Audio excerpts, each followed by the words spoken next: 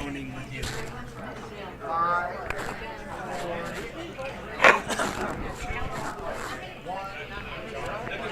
Welcome to the Autosportradio.com 2018 show. I'm your host, Don Kay. We are live from McGillivray Speedway, 30th and High School in the beautiful town of Speedway, Indiana. Tonight's show, as always, is presented by the Honda and Honda HPD, the Indianapolis Motor Speedway, the IndyCar Series, still Verizon, I guess, and SVRA. A couple of things I want to mention right off the top. Yesterday, as I'm sure everybody knows, the mayor signed a proclamation that yesterday was Scott Dixon Day in the city of Indianapolis, and also the premiere, and the premiere of his movie, Born to Race, was last night. What? Okay, thank you. I'm glad I did it right. And it will be being shown here in town, I think, the 29th?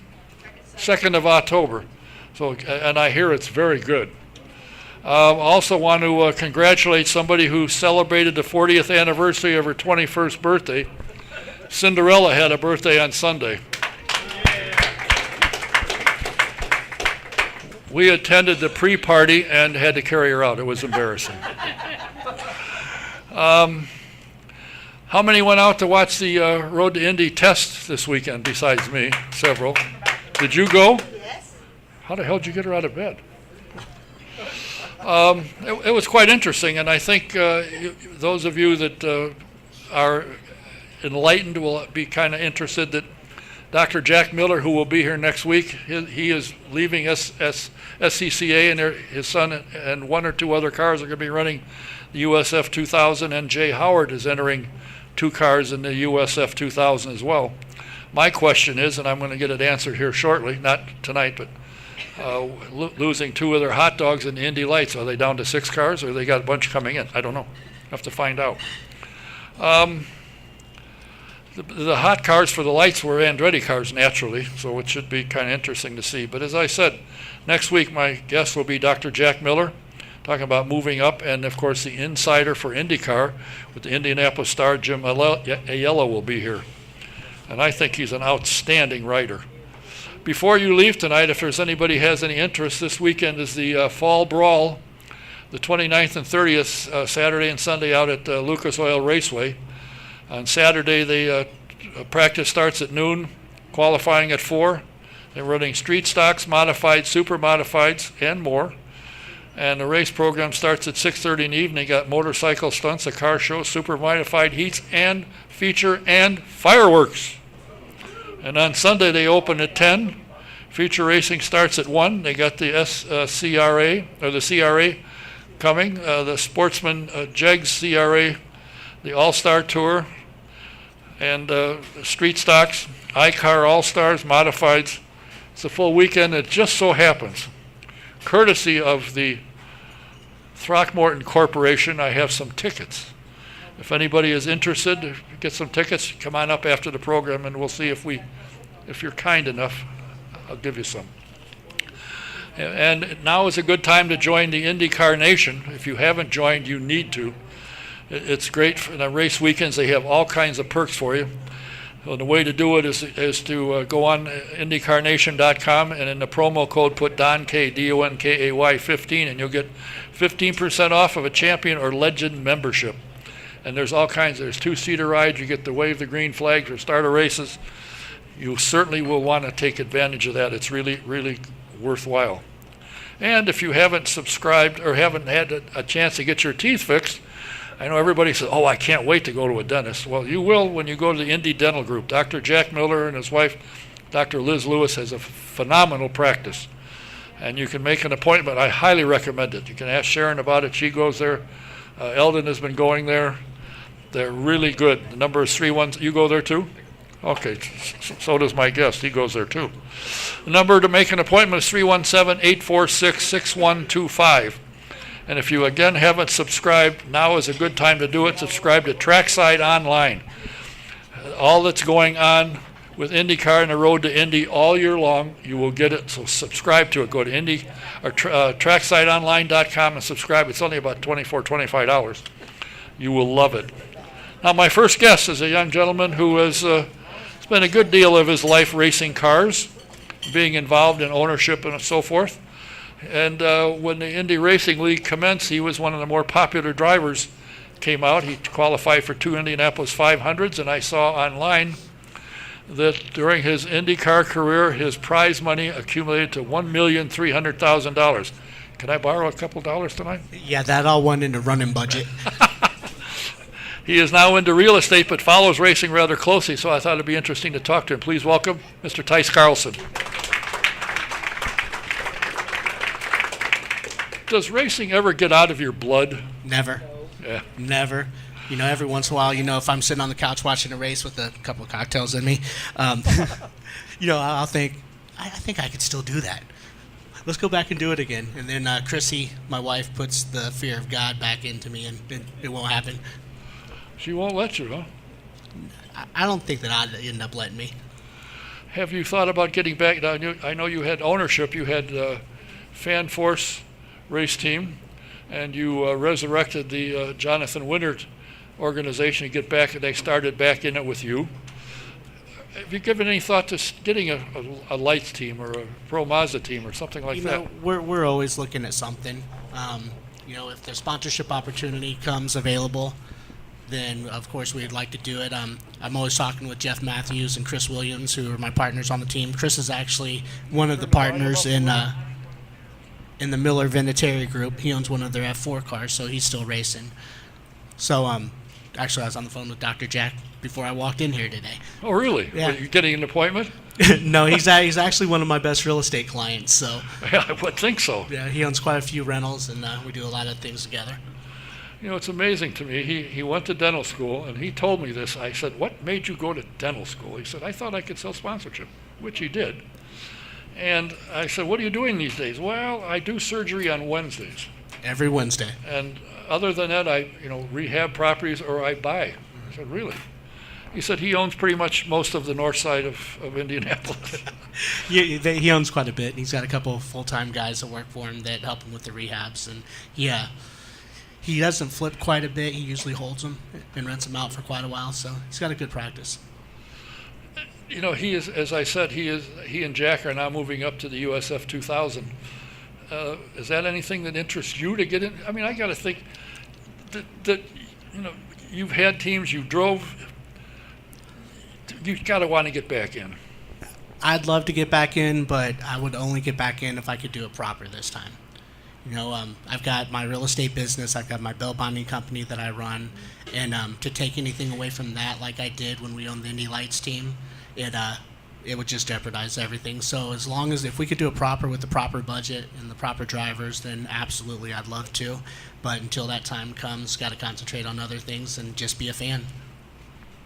Well, I think a bail bonds company would be excellent to have as a sponsorship. Yeah, back in the good old days it was, but with pre-trial release, our business is down about 80%. So they're just letting everybody go now. Oh, really? I mean, if I do something, they'll say, "Well, come back and see us later." If you can answer the questions right, they'll smack you on the wrist and send you on your way. Even if it's a felony. Really? Absolutely. Well, I would be complaining to the legislature that it's hurting your business. We have plenty of lobbyists that are being paid by the bail bond industry right now. And I remember the famous saying that you had back some years ago when your dad was in command. It was, "There ain't no glamour being in the slammer." That's right. There ain't no glamour being in the slammer. Yeah, I remember so that. that was that came up on Dio and the King, and it just stuck. Hang on a second. Can we get the echo out of this thing? Yeah, I'm trying. Anyway, we got Cinderella starting going. That's only her second beer.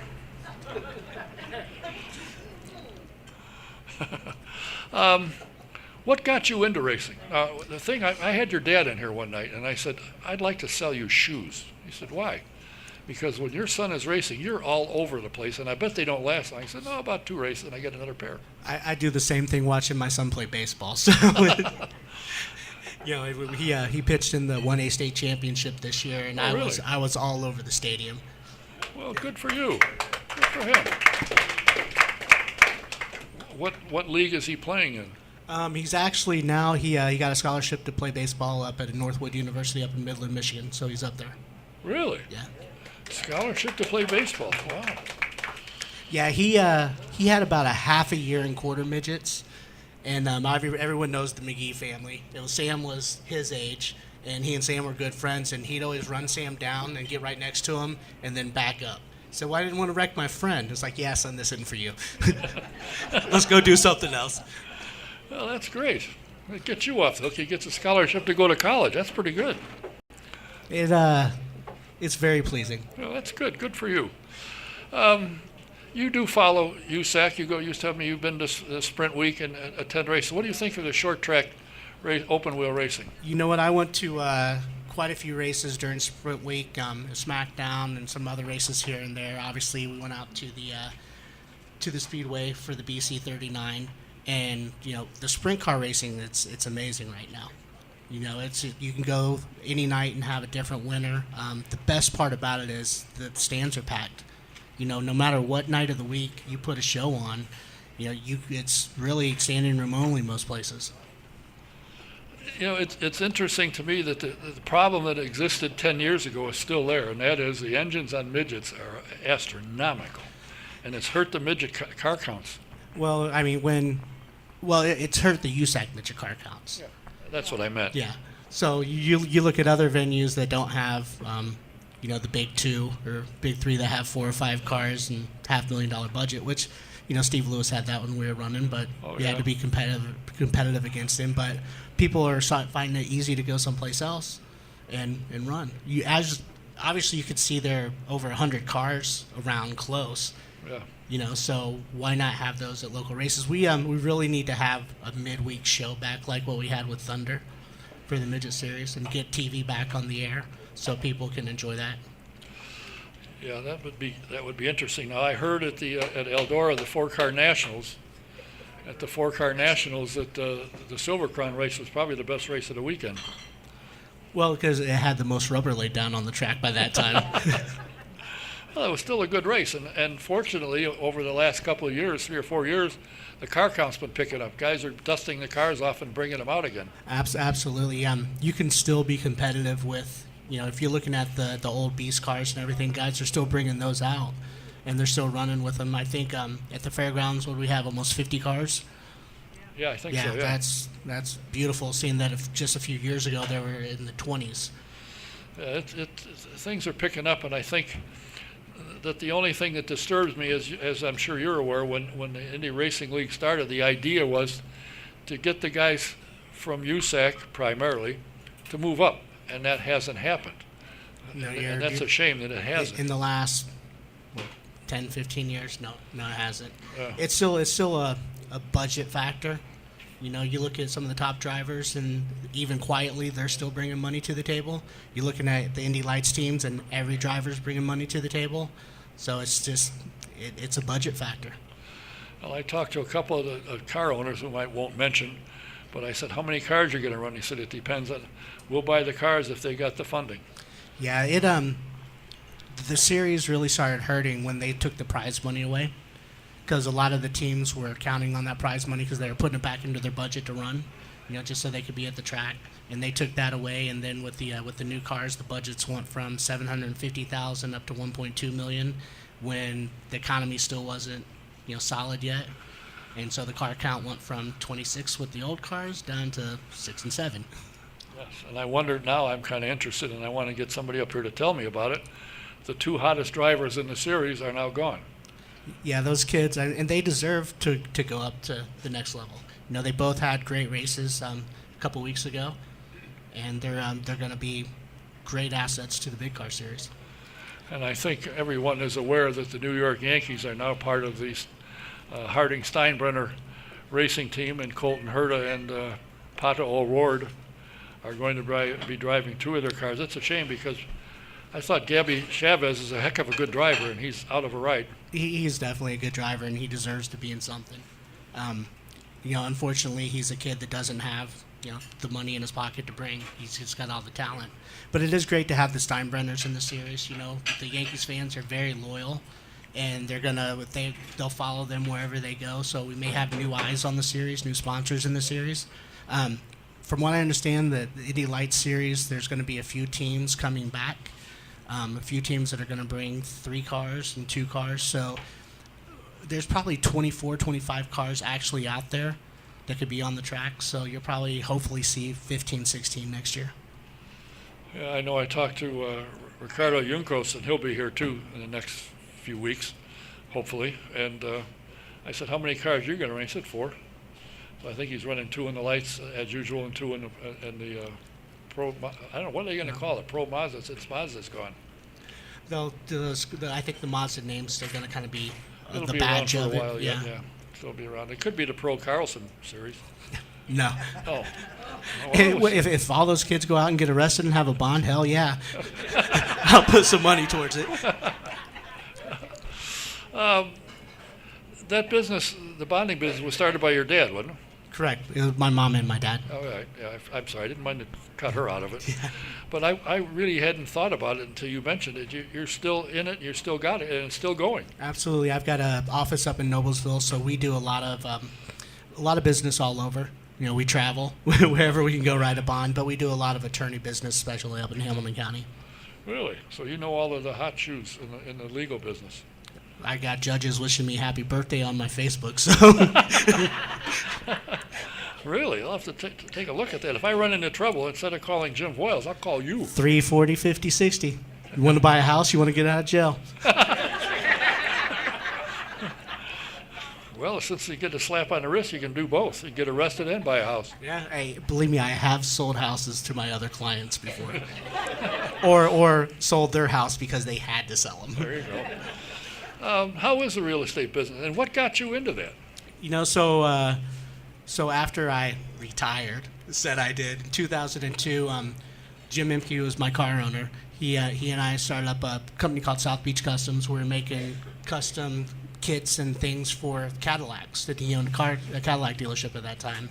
Well, he sold that dealership in 2003, so I was looking for something to do, and Biff Ward, who is obviously, everyone knows who Biff Ward is, she was a friend of my dad's growing up, so I've known her for a long time, and I called her and said, hey, do you think real estate's a good deal? And I don't know if anybody's ever heard her talk, but she's like, honey, you're going to come to FC Tucker and work with me. And so I went to FC Tucker School, and I was with them for 5 years. And then I just completed my 15th year in the business this month, and I've been with Remax Ability Plus for the last 10 years.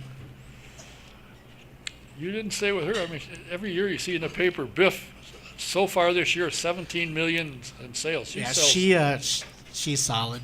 I guess. She has a good end with the Pacers and the Colts. And, where they buy the little houses. Yeah, her average sale price is probably over $500,000, which that's good. Well, I mean, she's there at the office almost every day working her butt off, and she's got to be 76 now. Oh, really? Yeah. Did any of her enthusiasm and work ethic rub off on you? The ethic of trying to make money did. Oh, that's interesting. I think, and what brought you to mind, in case I'm sure when I called you said, "What the hell is he calling me for?" I was reading Modern Thunder, and your picture popped up there, and your name popped up in there somewhere, and I said, "I haven't talked to him in a while. I wonder what he's doing." So I called you. You were having lunch with your mother-in-law and your wife, and I said, "Call me back," and you did. This is how good of a husband I am. My wife, we're playing baseball up in Kokomo, and there's this little bar called Handlebars up in Kokomo, and they serve the best tacos in the world. And she wanted tacos, so I drove my butt an hour each way so she could have tacos. And we took my mother-in-law up there, too. What a guy. Don't say that so loud. I got somebody who'll say, "Hey, why can't we go there?" I guess I just got to repair for all the bad times when I was out of town all the time. I see. Is there anybody that you see upcoming that's got a lock on what's going to happen? That's an outstanding driver. You see one or two that are, particularly in the lower series. We'll get to IndyCar. Well, I mean, truthfully, I think Little Jack's going to be a great driver. He's done very well. Yeah, he's done very well. Oliver's coming from the the Mazdas, hopefully getting a good full-time ride in the lights, or he's going to go wherever there's good competition. And Patrick and Colton, they're going to set the world on fire in IndyCar.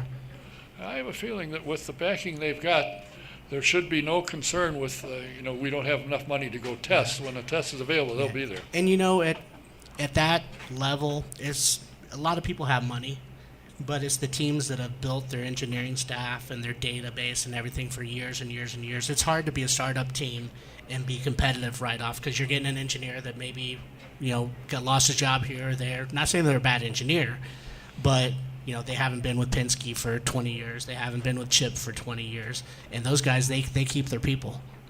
Yeah, they do. That's for sure.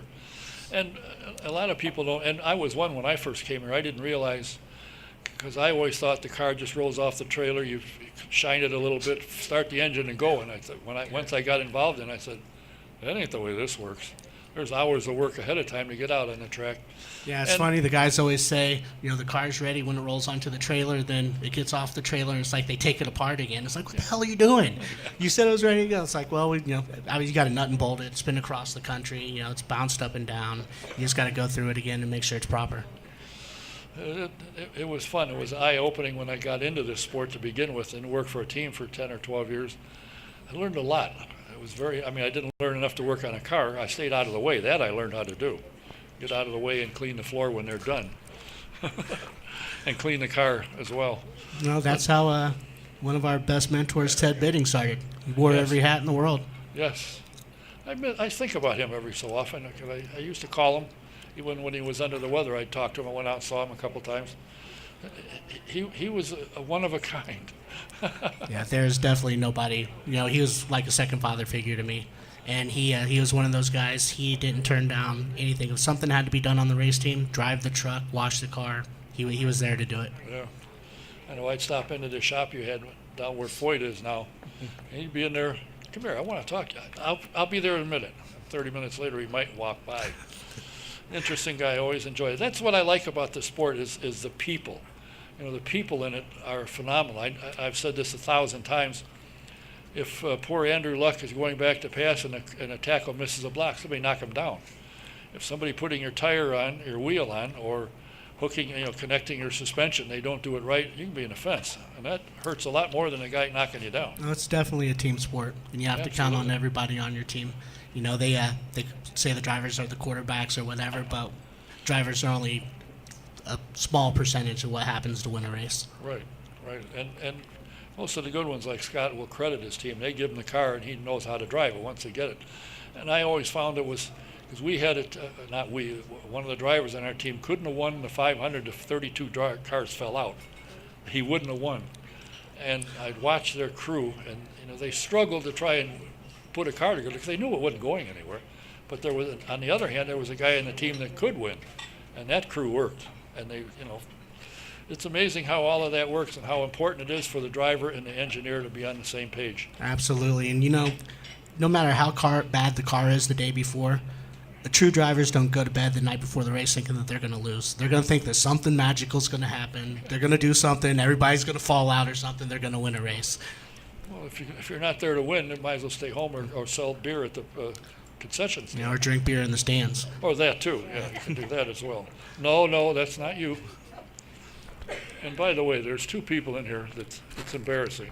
Not Howdy Bell this time. But they got Cubs shirts on. What's with that?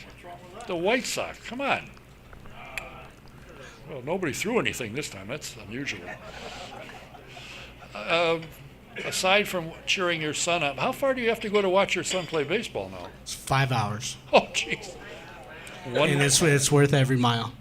One way? One way. But that's a lot of people here probably know my mom and dad, met my mom and dad. I know Stephanie was a big part of our family growing up. Just the work ethic and everything that they instilled with me, and the family ethic, and no matter what it takes, you have to be there for the games. You have to be there for the performances. If you're there and then you have to go back to work, that's just what you have to do. But you have to be there and be a part. Well, I know your dad was at the races with you because I'd get out of his way when he started pacing.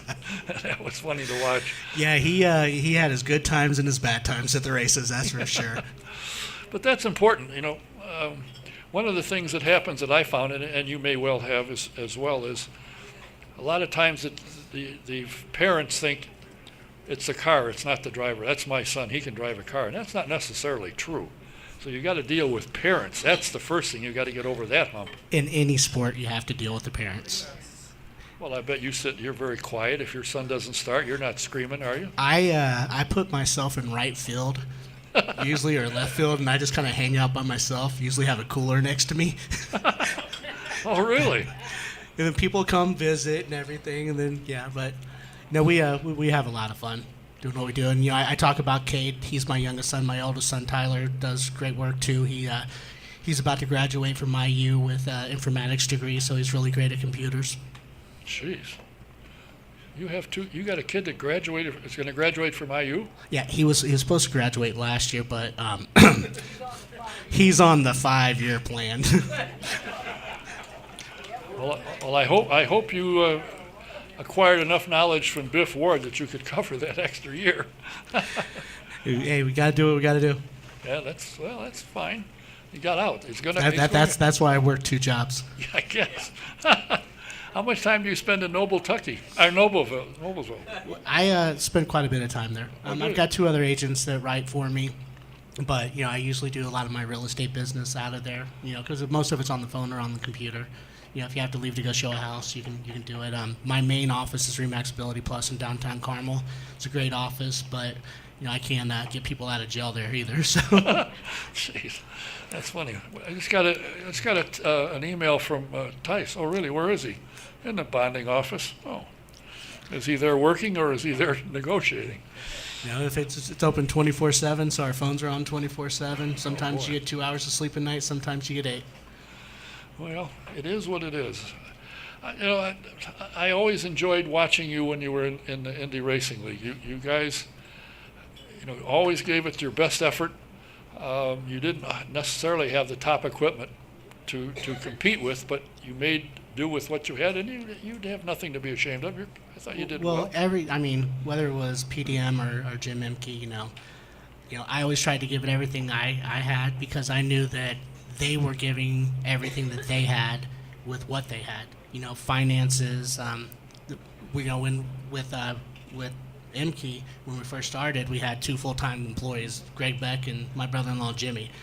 And everybody else would fly into the races or come in after work. And we were, for most of the race, we'd run competitive. We'd run second in Phoenix. We were quick time out at the Speedway one day in practice. So we did a lot with what we had.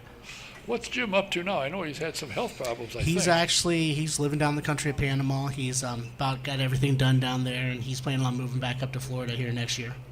Got everything done down there. He was building a house or something in the side of a hill at one time. He went down there for some reasons, he said, but that's all taken care of. And now he can come back to America. Yeah, I see. Well, but no, if he could get back in racing, he would, 110%. He actually came in 3rd place with Vern Chupan as a car owner way back when. So, he loves the Speedway. His dad brought him here every year from Columbus, Ohio. So, it's deep in his blood. Well, I have a feeling it's deep in your blood. If there's any way, anyhow. Trouble is when you're bailing somebody out of jail, you can't say, "Listen, you got $1 million, let's go racing." Well, there are a lot of. Everybody that gets arrested is in a $2 criminal. Oh, that's true. There are a lot of high-dollar people that you have to get out to. People make mistakes. It's as simple as that. You have your criminals that are criminals, and you have your people that make mistakes. And the criminal's get a slap on the wrist, and the poor guy that makes a mistake probably gets it worse. Yeah, like I said, if you don't answer the questions properly, you get to hang out till the next day till you go to court. Well, listen, I appreciate you taking the time to stop by here. I've thought about you frequently until I saw your name in the Modern Thunder book. I got to call him. Well, I appreciate you having me here, and I appreciate all you guys out there. Great race fans, great people. How'd you like to see a car entered in a race that's owned by Tice Carlson? That'd be good, wouldn't it? Yeah, believe me, I would too. And Steffi says, "Hell, I'll drive." I mean, everyone knows that she ran midgets. Yeah, Yeah. well, it's just a little bit bigger, a little more horsepower. That's nothing. And they don't run on dirt, though. No, You she can. ran pavement. Yeah, I know. She ran the speedrome quite a bit, and yeah. By the way, have you been out to the Speedrome? That place is really picked I haven't been up. out there in a couple years. They got full grandstands now. Jonathan Bird's doing since, a heck of a job. Since Jonathan took it over from, I've talked to him, talked to David. Sounds like they're doing Yeah, really they're well doing out well, there. and the owner has not hesitated to spend money to fix the place up, which he's done. And Jonathan went to buy it, and he found out somebody beat him, so he ended up talking himself into being president. Yeah. That worked out real well. No, they're still very involved with their family business and everything they do. Yeah, that's good. Well, maybe you can get them back, because I think they'd like to get back in the IndyCar. David's still around every year during May. Oh, I know. He still I helps had him everybody. here. Yeah, well, thanks for coming by. Good luck to you, and one of these days you might get a call from us, because we might have a property you want to sell. 340, 50, 60. Tice Carlson. Thank you, everybody.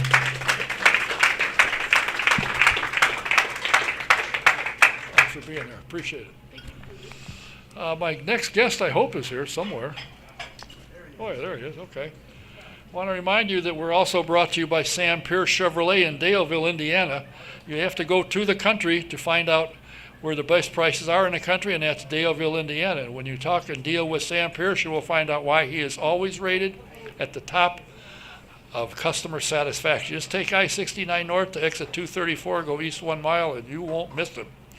You want to find out what it's like to drive an Indy car, or at least ride in one, you got to go to the Indy Racing Experience to find out. So go to IndyRacingExperience.com, look up a date that will work for you, and I think they run through most of October, if I'm not mistaken, and they travel around the country during the season.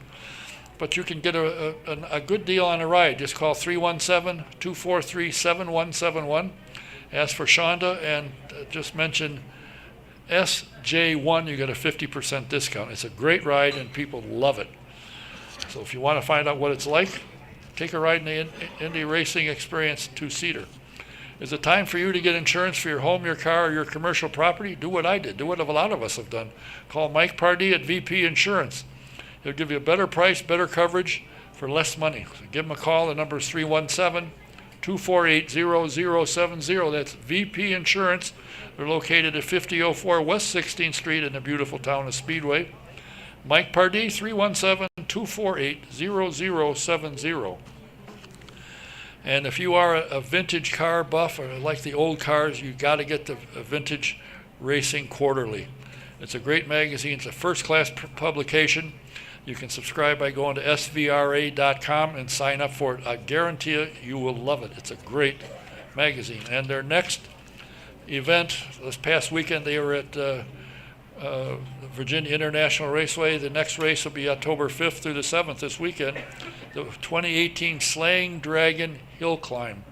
They're in Robbinsville, North Carolina. So if you're anywhere in the area, get out there. You'll love it. My next guest is a gentleman that has done about everything in motorsports you can do. He was a driver, he was a crew member, he was a crew chief, he was a team manager, and now he with his wife Sarah are co-owners of the Speedway Indoor Karting Center, and they've expanded that, not that particular building, but expanded that business. And I find these guys quite interesting. So I invited him, and he said, sure. I just got back from Italy. I got my laundry done. I'll be there. Please welcome Andy O'Gara. Thank you, Don.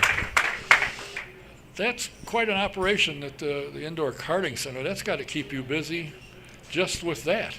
It does. It's just great people. We have a great team of people, from the back shop to the girls at the front desk to our managers with my brother Kyle and Rocky Pacciuni, and it allows me to chase the next thing and keep everybody involved. So it's been fun.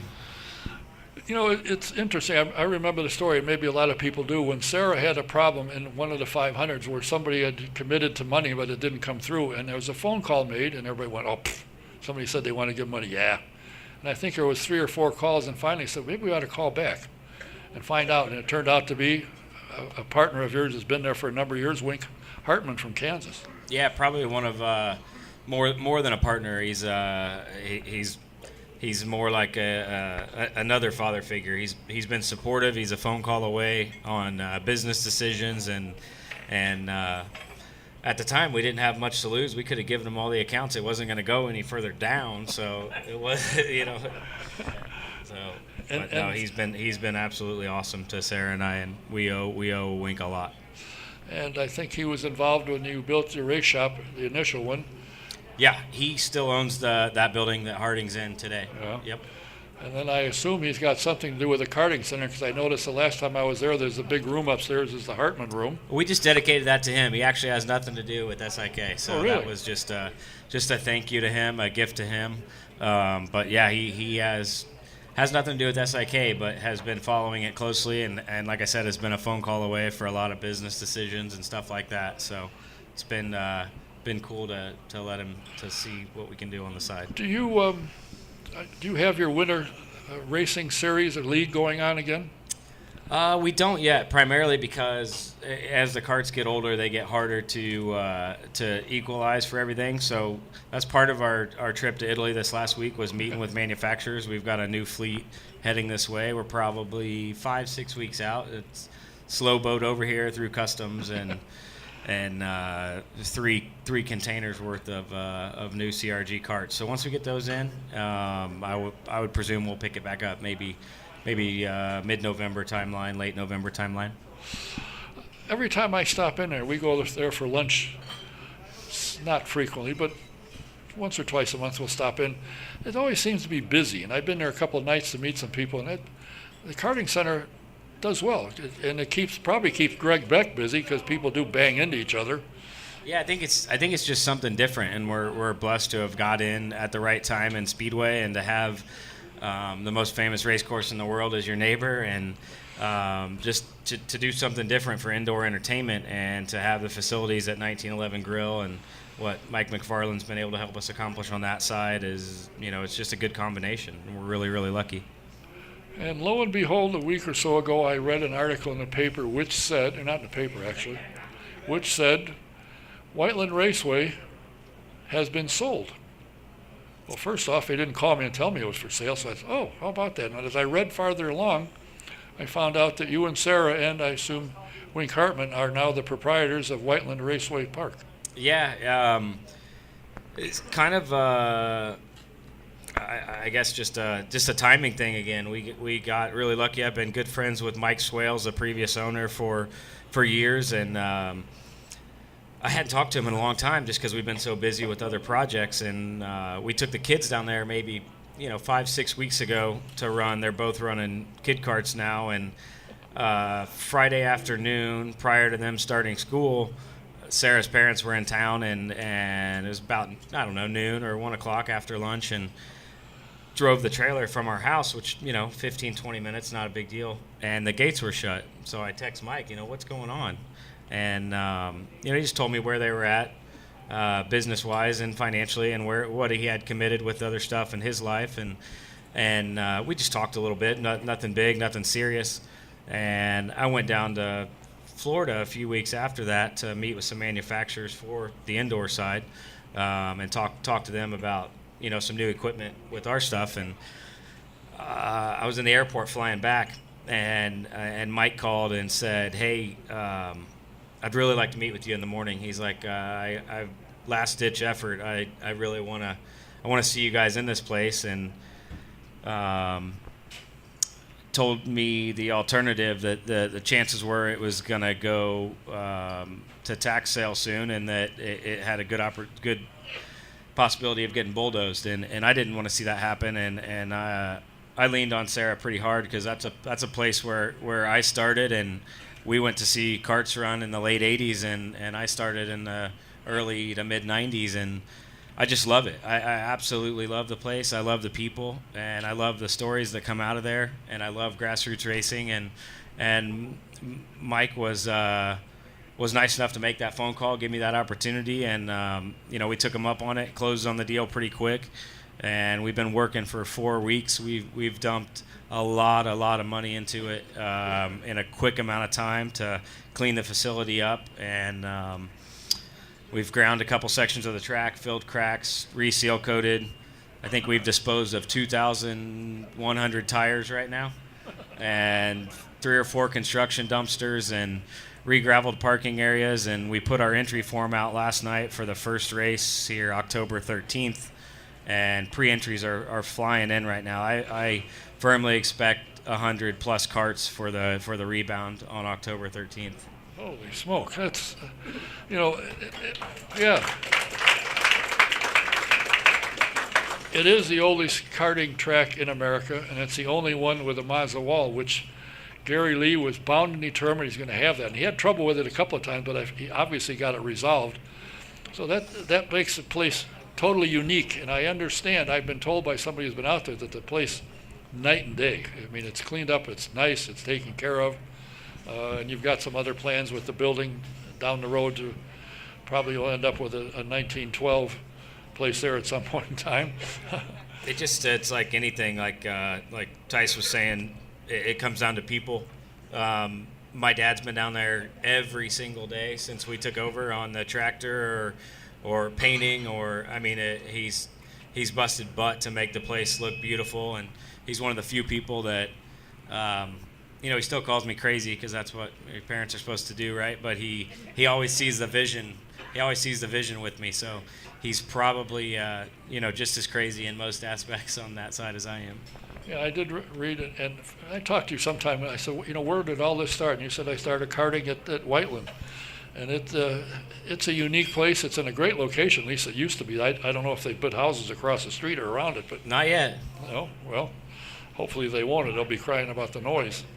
In fact, I sent a message to Susie Weldon, said if you're having a problem trying to get a location for your Weldon Pro-Am, I bet I know somebody that might be interested. Yeah,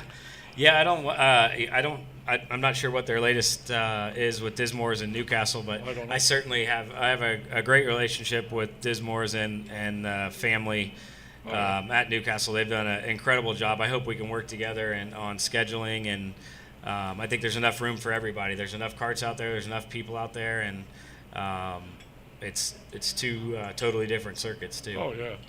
I know when he first built that, he built it 1 or 2 garages. He said, "You going to put any more garages?" I said, "No, we'll never rent them."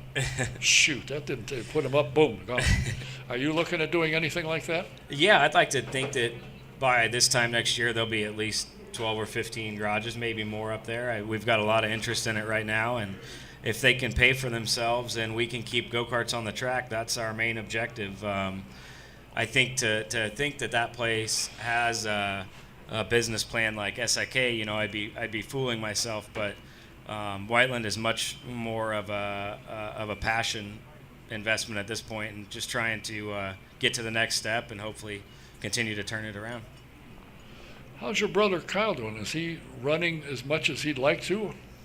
Probably not as much as he'd like to, but he's ran 4 or 5 dirt races this year, ran the asphalt midget a couple times this year, ran the asphalt sprint car 4 times this year. He's getting ready for Tony Elliott Classic in Anderson, I think, the week after.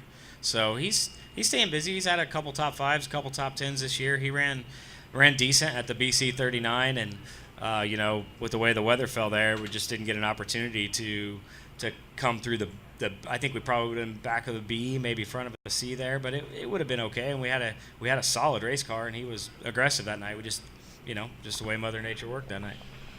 How in the world do you find the time to run? To have the karting center is one problem. Then you got a wrestler. You got to keep an eye on that. Not that you have to spend all day sitting there watching it. And you've got the racing endeavor that you do. You have race cars and you run them. Oh yeah. So you got to maintain them. And now you've taken on another karting center, a karting project to keep going. Are one of you, either Sarah or you, going to be there to run it? You're going to put Johnny O in charge of it, or? We've been there every day since we took over, for the most part, back and forth. We've been dropping the kids at school at 7:30, going down there, working for 3 hours, going to SIK for the rest of the day. Then one of us goes back with the kids after school, and one of us goes down there and works till 8 or 9. But it just comes down to people again. I mean, we got Greg Beck and Brad Larson and Caleb Smock in the back shop, and we got great people up front. We got great people at the grill, and everybody. We try to reward those people and try to build the core group and share in the dreams together. And we're very upfront with those people as far as our future plans and our dreams, and I think they enjoy that and they like that and they like being a part of that, and they make me look good. Now, you do work the month of May. Yeah. You work the month of May. I think you work for Dennis Reinbold this year again. Yeah. Have you guys had any thought about maybe hooking up with Dennis and running a full season, get back into IndyCar racing? Not that you have the time. I haven't had, honestly, haven't been down that road in a long time. Never say never, but I probably had more fun the last month of May with Dreyer Reinbold than I have in a very, very long time anywhere, including our last couple years of our own deal. I think it's just it comes down to releasing the financial pressure off your shoulders and entertaining Fortune 500 sponsorship clients, and just being there, knowing that you're of value to someone, and the core group of guys that you put together are of value of someone like Dennis and the caliber of what Dennis and Chase have put together.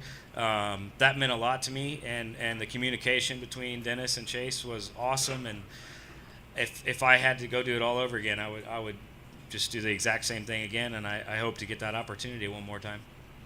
I got to think Dennis will call you for May, won't he? I think so.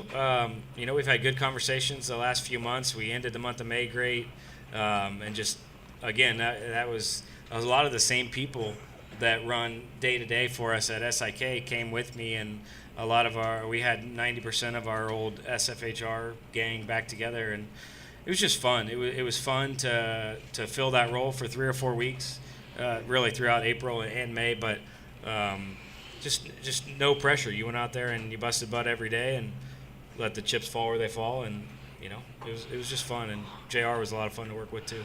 And when Dennis was last here, I said, he's got the sports car program, which takes up a lot of his time. But I said, if the opportunity came for a full-time IndyCar ride, would you do it, or drive, and would you do it? He said, absolutely.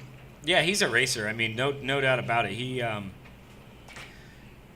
has the bug as bad as all of us. So you go to the racetrack and you have a set budget, but then you realize you're a tenth of a second off. He's no different than me at IRP or whatever. You're going to keep throwing tires at it or whatever you have to get it. And Dennis is like that on a bigger scale. He wants to win. Well, it's a good thing about him is all he has to do is sell a couple cars and he gets some tires. I think it's a little bit bigger than that, but for the most part. Yeah, he's a good guy, and he as you say, he is a race nut and loves every minute of it. And I sometimes wonder how he concentrates on the car business, because he's got a pretty good size operation going, but yeah, he does it all. He's good to his people though, and he taught me a lot, gave Sarah and I a lot of opportunities. I tell everybody I don't think there would have ever been an SFR or an SFHR if it wasn't for Dennis Reinbold giving Sarah her second opportunity to come back in 06 and 07. Yeah, well, does she miss driving? Oh, I think on the good days, right? So, yeah. I don't know that she misses it as bad anymore. I mean, she wants to build a little 500 sprint car to run next year, and she wants to run Chili Bowl and stuff, just one-off deals here and there. But, I mean, when we had good cars at SFHR or CFH in 14 and 15, when we come to a super speedway and the driver came in and was grinning and was like, this thing's good enough to win, she missed it on those days, but I think that was about it. Yeah, but she, it's amazing. Her career was quite interesting. The first pole winner, female, first podium, female. She won most popular driver in IndyCar series, I think 3 or 4 times, and there were some guys in there that people probably heard of, like Al Jr. and Elio and she beat them all. Then she went out to the West Coast for a while, and she won most popular driver out there as well.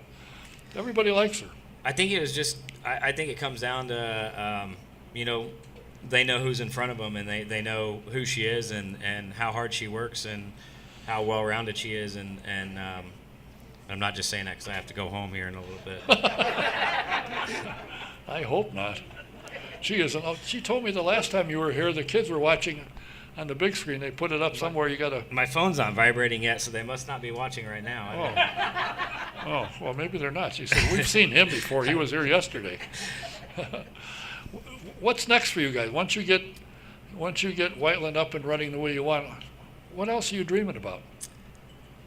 That's the thing. I don't really know. Like we weren't planning on the Whiteland opportunity. It just kind of was a timing thing, and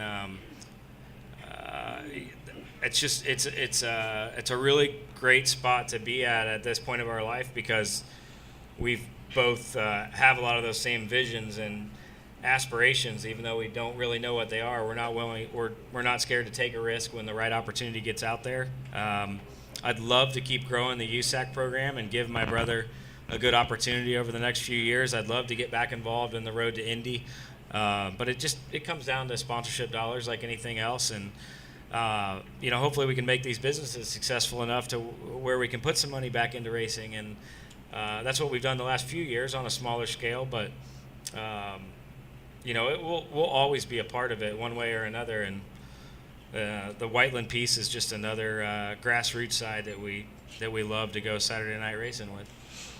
Do you think that's going to have any effect on the karting center? I don't think so. I think it's two totally different animals.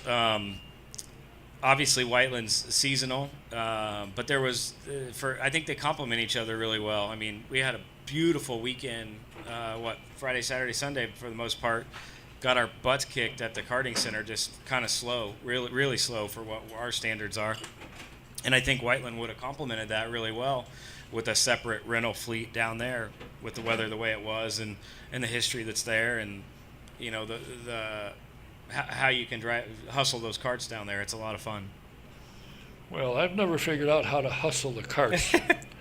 I would go down there when Gary had it. He'd say, "Come on down, we'll run a few." So I go down there. He'd give me a lap lead. By the third lap, he passed me. And I said it's because I was heavier than he was, but I know that's not true either. I mean, it was partially true, but that wasn't the only reason. He did a lot to take it to the next level at that time, and obviously Mike's kept it alive for 11, 12 years himself, and it's it takes everybody to get it to where it's at with 60 years now. So. Well, I think you guys will do very, very well there, and I think you're right that it would complement what you do. If things are slow because it's a nice day in one place, the other place should be up and booming. I hope so. I mean, we've done a lot of promotion for the 13th race. We're doing $1,000 to win for the Yamaha Can race, $1,000 to win for the Briggs L206 race, free gate admission, free coupons when you come through the gate for soft drink. We lowered entry prices. We lowered pit pass prices.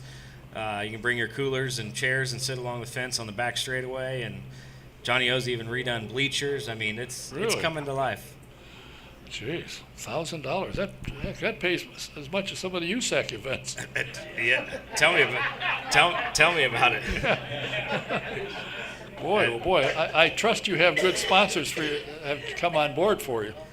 Yeah, we do. We have a handful of good sponsors for this first event. I still don't know that it'll be a moneymaker for us, but I think if we can get people back and get that cart count north of 100 or around 100 and build those classes and build the relationships and show people that we're here for the long haul and that we want to do things right with the right group, I think sky's the limit. Are the carts that are currently at Whiteland usable, or are you putting all new ones? They were probably usable until last week. We sawed through the middle of them, but the carts all have a lifespan, and those carts were close to the end of their lifespan. So Mike and I had a deal just to move on with those carts. So they're presently at the scrapper with most of them, and there's a new fleet coming to, like I said, coming to SIK in the next 5 to 6 weeks. And then the majority of our SIK carts will go get refurbed and then come down to Whiteland after that. Well, those are nice carts you got over there, too. They're nice carts, Honda motors, 270 cc's. They'll be re-geared for Whiteland and have geometry changes in the front, tire compound changes for outdoors, and they'll be ready to go. I mean, it's adjustable seats, adjustable pedals, harnesses, roll bars. It'll be a nice piece, I think. Hey, Steve, you and I can go out there. Maybe we can run. We can give it a try. Don't clap. Yeah, me too. Maybe I can get through Noggles Goggles out there to help me. He could be my chief engineer. He speaks English. There you go. Where is he? He hasn't come around yet. Where is he? I have not gone anywhere or talked to anybody that hasn't been, come to the karting center or dealt with you that has had nothing but praise for how you operate, what you do, the way you do it. When they come in, if there's a problem, you take care of it, and you see to it that what you provide is what they expect, and that's a good cart that'll run, and everything goes well, and the food is good. I keep bringing it up because I don't need to eat anymore, but I do, and the food is good. So if you haven't been there to the 1911, sometime you got to just breeze by and try it. Very good place. We don't nail it all the time, but when we're off, we try to be accountable and there and able to solve the situations with the people that are there, including Sarah and myself. And we couldn't have done it without the support of the racing community and the speedway community. And it's just it's awesome to think that we're going on 3 years already. It doesn't feel like it, but I've got a few more gray hairs, so it must be. You do? Well, there is a little sprinkle. There is a little sprinkle. Yeah, I hadn't noticed. No wonder you got a hat on to hide it. I should have one on just to stop the reflection, but I don't have it. Speaking of a reflection, well, I'll tell you what. I think IndyCar would love to see you guys come back with something. Who knows when? I think that you've proven when you come to the track, you come prepared. You give it your best shot.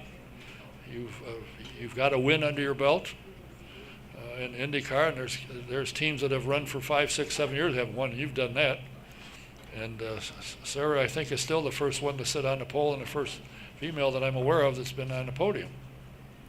Yeah, other than Danica, yeah, she was the first. Who? Yeah, that's it.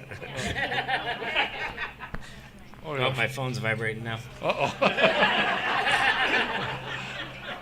Is Danica calling you?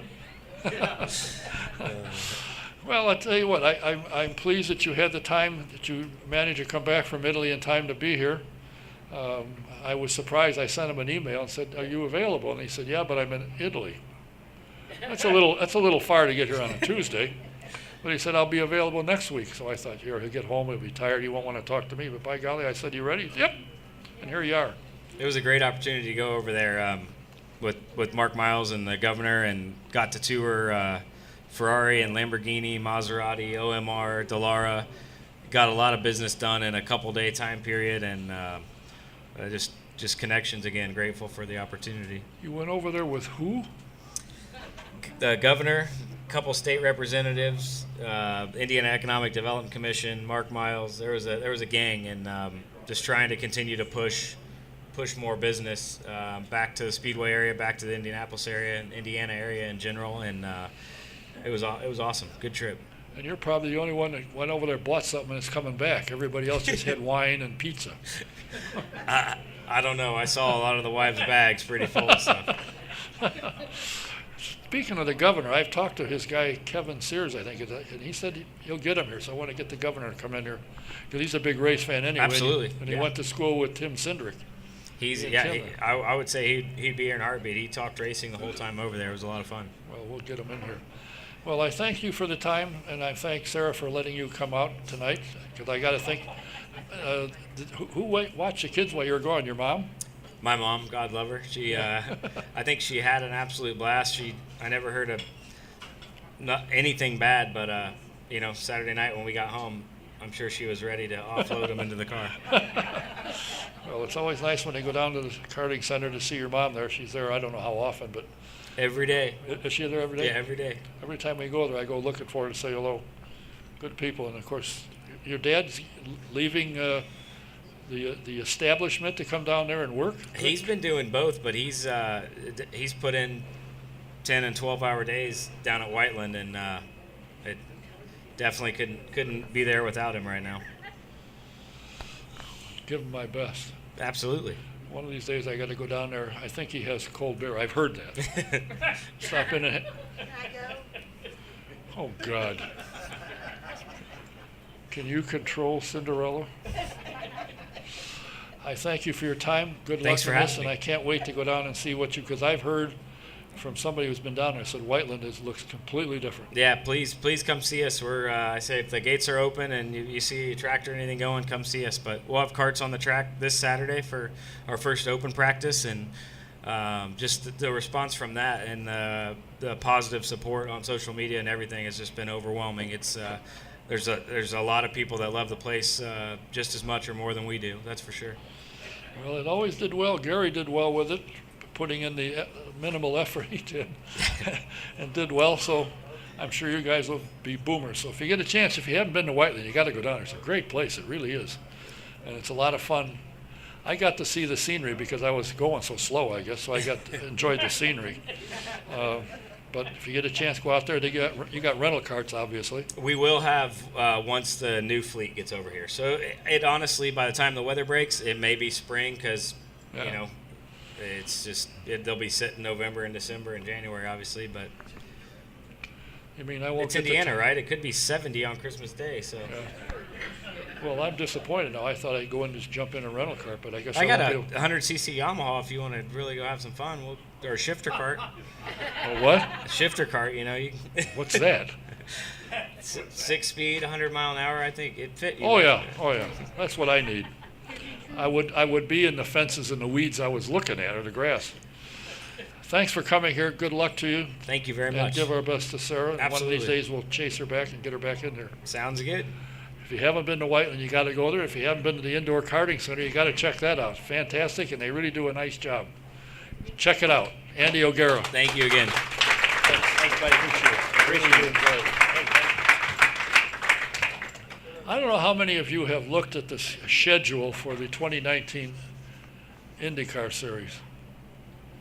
Now, I talked to the president of IndyCar, who said, I'm an oval guy. Don't worry, there'll be ovals. Yeah, there is 5. Replaced Phoenix with Circuit of America. I sent him a message, and I said, where's the oval race track there? Well, he didn't answer me. But we're going to try and get them in here and see what their plan is. If there's, they want to go to Europe now, I guess. I don't know why necessarily. However, that's what their plans are, and it could be good for the teams. If it works right, I think it could be. I'm sorry? So anyway, we'll have them. But next week, Dr. Jack Miller will be here, and you'll hear what he's doing, what his son Jack is doing. And son Jack is a pretty darn good driver. And also we'll have Jim Aiello, the IndyCar insider, writes for the Indy Star. Great writer. We're going to find out what's going on with IndyCar through his eyes. Until then, I want to say thanks for being here. Thanks for watching and listening. Until next week, good night. See you then. Oh, by the way, I have a Lucas Oil Raceway shore lunch. What is that? That's the sponsor. Oh, I thought I'd get a free meal for 200 laps. No, save big on tickets. So if anybody wants to buy tickets, I got a walk. Essex Prince of World Outlaws. I don't care about them. Don't forget the fall brawl out at Lucas Oil Raceway. You'll probably see Billy and Fluffy out there. Saturday and Sunday, get on out. They got street stocks, modified, super modifieds, and more. Motorcycle stunts. Is Robbie Knievel going to be there? Oh, okay. Supermods would be worth the show itself. Yeah, Supermods would be awesome. well, I don't know. He usually makes the jumps, as far as I know. And on Sunday they got the CRA. They got the Sportsman Jegs CRA All-Star Tour. They got all kinds of stuff. You get on out there, and I've got some tickets. Anybody interested, come and see me. Until next week, good night. Thanks a lot. Hey, thank you. Put me on your email list, will you? Yeah, absolutely. I just happened to stumble on it. You bought it.